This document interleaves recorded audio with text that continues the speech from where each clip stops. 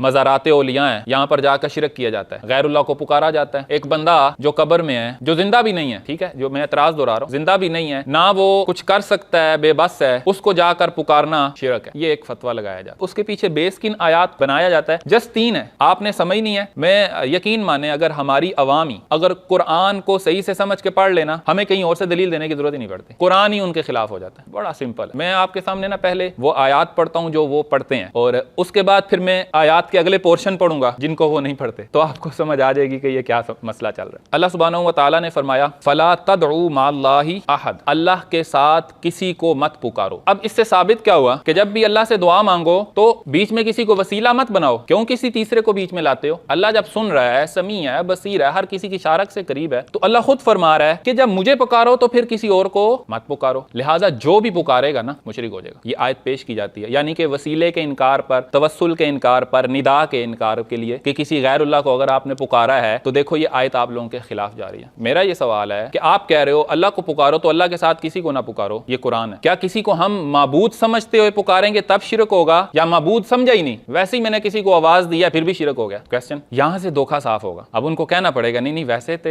पुकार तो हम अम्मी जान को भी पुकारते हैं, अम्मी जी रोटी दो। अब रोटी रिस्क है, माँ से रिस्क मांग रहे हैं, गैरुल्लाह से रिस्क मांग रहे हैं, तो ये पुकार तो डायरेक्टली तौर पर शिरक बननी चाहिए। नहीं नहीं सर, इला मानना पड़ेगा। जब इला मान लिया तो फिर तो झगड़ा खत्म हो गया। अहले सुन्नत व जमात, सुन्नी बंदा, आम सी अकल रखने वाला बंदा भी क्या किसी वली को माबूद मानता है? क्या किसी वली को नफा नुकसान का मालिक मानता है? नहीं। जब वो मानता ही नहीं है फिर एतराज क्यों करते हैं? नफा नुकसान के मालिक से ना ये लोग पता क्या मुराद लेते हैं, क्योंकि अल्लाह नफा नुकसान का मालिक है, लिहाजा आप किसी से कोई नफा तलब नहीं कर सकते हो। इन दो बातों का आपस में ताल्लुक ही नहीं है। एक बंदा जाकर डॉक्टर को कहता है जी मुझे शिफा दे दें, वो मेडिसिन देगा, उसको शिफा होगी, तो उसने डॉक्टर से नफा लिया ना, तो डॉक्टर ने उसको नफा दिया, तो क्या वो शिरक कर रहा है? आप किसी से नफा मांग भी रहे हैं ना, तो आपके ज़हन में ये इत्तेकाद होता है कि इस नफे और नुकसान का मालिक अल्लाह ही है। मुझे अगर बीमारी आई है तो भी मालिक अल्लाह की तरफ से आई है, अब मुझे शिफा अगर इसके जरिए मुझे देगा अल्लाह तो भी अल्लाह ही देगा ना। नफा नुकसान के मालिक होने का ये मतलब होता है। तो मैं बहरहाल अगर उनको फिर भी लगे नहीं नहीं दरअसल किसी को भी पुकारेंगे, अकली दलील अगर उनको नहीं समझ आती, तो कुरान में दूसरी जगह पर इसकी वजाहत आई है। अल्लाह फरमा रहा है, मैंने कहा ना कुरान ही अगर आगे से पढ़ लें तो काम साफ हो जाता है। अल्लाह फरमा रहा है, फला तदउ माअल्लाहि इलाहन आखर, अल्लाह के साथ किसी दूसरे इलाह को नहीं पुकारना। इतना ज्यादा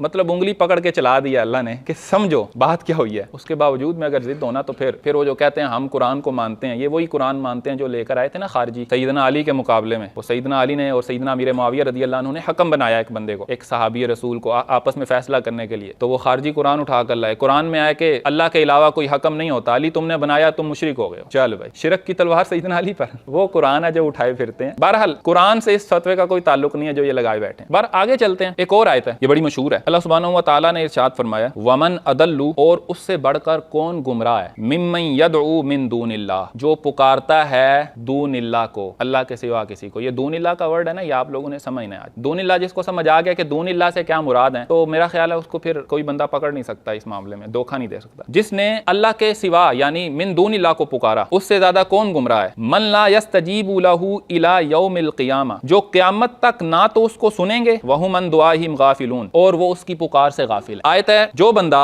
अल्लाह के सिवा किसी को पुकारता है वो ना तो उसकी बात का जवाब देते हैं, और वो जो कुछ पुकार रहे हैं उनको वो उससे गाफिल हैं, तो उससे ज्यादा कौन बंदा गुमराह हो सकता है। डायरेक्ट आयत लेकर आई जाती है कहां पर, ये जो तुम अपने औलिया को, अंबिया को पुकारते हो, इस आयत की जद में आ जाते हो, लिहाजा तुम गुमराह हो। ठीक हो गया। हम कहते हैं ना कि देखो यार, हमने इनको अल्लाह के करीब होने का ही जरिया बनाया। क्या किया हमने? अल्लाह के करीब होने का जरिया। तो वो एक आयत पढ़ते हैं, वो आयत भी आपको अब आनी चाहिए। वो कहते हैं, मा नअबुदुहुम इल्ला लियुक़र्रिबूना इलल्लाहि ज़ुल्फ़ा। कुफ़ारे मक्का भी यही कहते थे, कुरान में आया। जब उनको कहा जाता था कि इनकी इबादत क्यों करते, तो वो कहते हैं हम तो इनकी इबादत सिर्फ इसलिए करते हैं कि ये हमें अल्लाह के करीब कर देते हैं। तो तुम भी यही कहते हो कि अल्लाह के करीब करते हैं, तो तुम्हारे में और उनमें क्या फर्क हो गया? एक चीज समझ लें, मिन दूनिल्लाह जो है अल्लाह के सिवा, यहां पर अगर आप अल्लाह के सिवा हर शख्स को ले लें, यानी कि अंबिया, औलिया, आम इबाद बंदे, उसके बाद शजर, हजर, हर चीज को ले लें, यानी जो चीज गैरुल्लाह है उसको आप मिन दूनिल्लाह करार दे दें, और फिर आयत पढ़े ना, तो फिर आयत कहती है कि तुमने अल्लाह के सिवा जिसको भी पुकारा है, ना वो तुम्हारी बात का सुन सकते हैं, ना वो तुम्हारी बात का जवाब देते हैं, वो गाफिल हैं उस चीज से, तो तुम्हारे से ज्यादा कौन है गुमराह? ये बात आती है। मुझे ये बात बताएं, फिर तो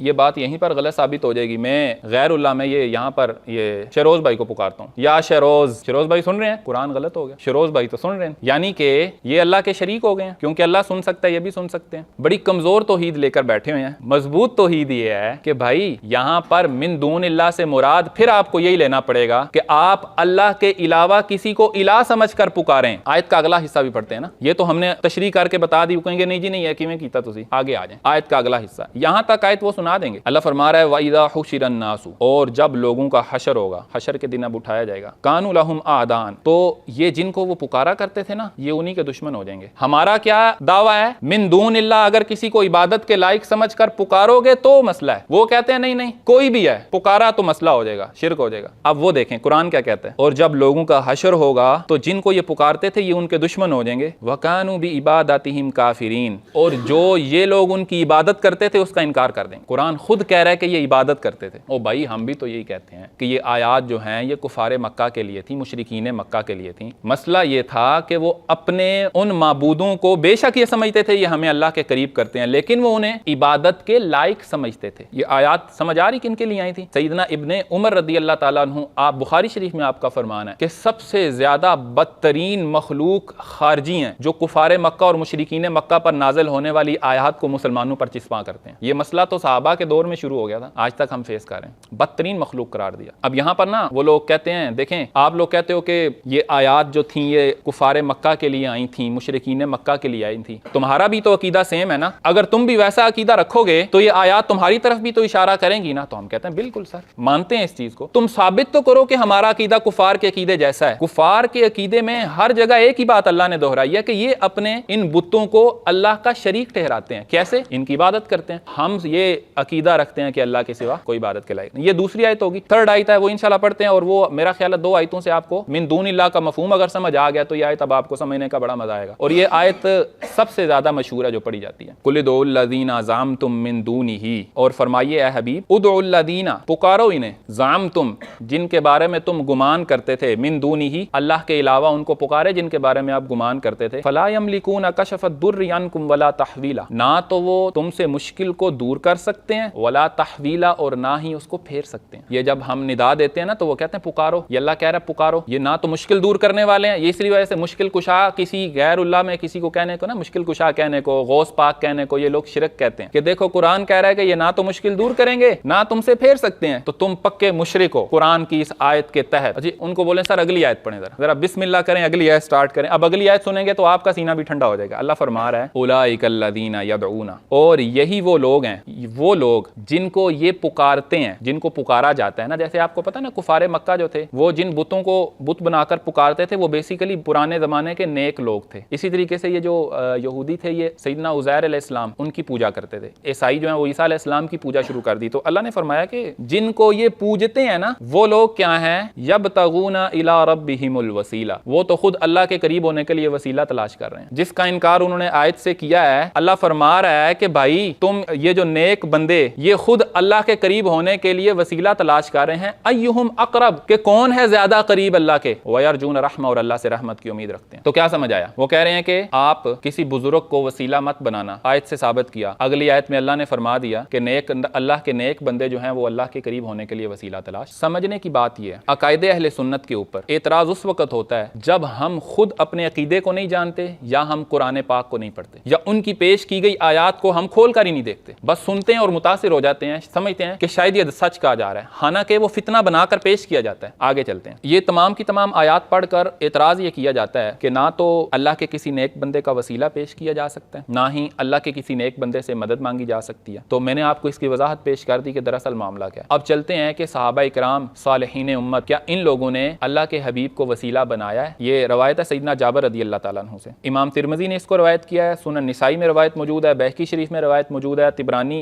में रवायत मौजूद है, और सनद सही के साथ रवायत मौजूद है। सैयदना उस्मान बिन हुनैफ आप फरमाते हैं कि एक अंधा शख्स नबी अलैहिस्सलाम की बारगाह में आकर अर्ज करने लगे, या रसूल अल्लाह मेरे लिए दुआ कीजिए मैं ठीक हो जाऊँ। नबी अलैहिस्सलाम को फरमाना चाहिए था कि ये तो शिरक हो गया, तुम गैरुल्लाह के पास शिफा लेने आ गए हो, मैंने कोई अस्पताल तो नहीं खोला हुआ ना, ये तो वो अमूर नहीं है कि जो तुम डायरेक्ट मेरे से आकर मांगो, तुम्हें तो चाहिए कि अल्लाह के लिए दुआ करो अल्लाह ताला से। शिरक हो गया, पहले सबसे पहले तो कलमा पढ़ो, उसके बाद अगला मामला करते हैं। नहीं, हुजूर ने फरमाया अगर तू चाहता है तो मैं दुआ करता हूँ, और अगर तू चाहे तो तू सब्र कर। और उसके बाद उसने अर्ज किया, या रसूल अल्लाह दुआ फरमा दीजिए। तो आका अलैहिस्सलाम ने उसको एक दुआ तालीम फरमाई, और ये जो दुआ है ना याद करनी है, क्योंकि जिस बंदे को ये दुआ याद है ना, एक तो उस बंदे का अकीदा भी ठीक है, दूसरा उसकी सारी दुआएं भी कबूल हों, क्योंकि ये तरीका अल्लाह के हबीब ने सिखाया। अल्लाह के हबीब ने इरशाद फरमाया, अल्लाहुम्मा इन्नी अस्अलुका व अतवज्जहु इलैका बिनबिय्यिका मुहम्मद नबी रहमा। ऐ अल्लाह मैं तेरे से सवाल करता हूँ और तेरी जानब मुतवज्जे होता हूँ तेरे रहमतों वाले नबी के वास्ते। क्या साबित हो गया? वसीला। अभी वो आयत से क्या साबित कर रहे थे? अल्लाह के साथ किसी को मत पुकारो, और यहीं से मामला साफ हो गया कि किसी को इलाह समझकर मत पुकारो, अल्लाह का नेक बंदा समझकर उसका वसीला पेश करना। तो ये तो हुजूर ने खुद तालीम दिया। फिर आगे हुजूर ने इरशाद फरमाया कि आपने ये कहना, या मुहम्मद इन्नी अतवज्जहु बिका इला रब्बी फी हाजती। दुआ के अंदर हुजूर को पुकारा, या रसूल अल्लाह मेरी हाजत में अपने रब से दुआ करें ताकि अल्लाह मेरी हाजत कबूल फरमाए। ऐ अल्लाह तू मेरे मामले में मेरे नबी की शफात को कबूल फरमा। ये हुजूर ने दुआ इरशाद फरमाई। अकीदा साफ हुआ कि नहीं? इन लोगों ने कहा कि निदा नहीं देनी, निदा देंगे तो शिरक हो जाएगा। मेरे नबी ने निदा देना सिखाया। जिस बंदे को चाहिए कि उसकी दुआ कबूल हो तो हुजूर ने फरमाया कि इस तरह दुआ मांगो। और उसके बाद हुआ क्या? सैयदना उस्मान बिन हुनैफ फरमाते हैं वो बंदा दुआ मांग कर मेरे पास आया तो उसकी नजर ऐसे ठीक थी जैसे कभी अंधा था ही नहीं। उसी वक्त अल्लाह ने दुआ कबूल फरमा ली। क्या क्लियर हुआ? तवस्सुल भी क्लियर हो गया, निदा देना भी क्लियर हो गया। एक और चीज भी ध्यान में रखें अकीदे के हवाले से, अल्लाह के अलावा किसी से दुआ नहीं मांग सकते। दुआ किससे है? अल्लाह से। अगर आप अल्लाह के अलावा किसी से मांगेंगे तो वो दुआ नहीं कहलाएगा, वो सवाल कहलाएगा, मदद कहलाएगा। दुआ सिर्फ अल्लाह से है, क्योंकि दुआ इबादत है। इसलिए जब भी आप किसी को माबूद समझकर पुकारते हैं तो वो दुआ है, और वो अल्लाह ने मना है। और जब भी आप किसी को माबूद नहीं समझ रहे, अल्लाह का बंदा समझकर उसको बुलाते हैं तो वो दुआ नहीं करार पाता, लिहाजा वो शिरक भी नहीं करार पाता। ये जिस तरह हुजूर ने सिखाया। अच्छा, ये फिर ना यहाँ पर एक धोखा दिया जाता है। देखे ना जी, उस वक्त नबी अलैहिस्सलाम जिंदा थे तो उस वक्त तो ठीक था, अब तो आप पर्दा फरमा गए हैं तो अब तो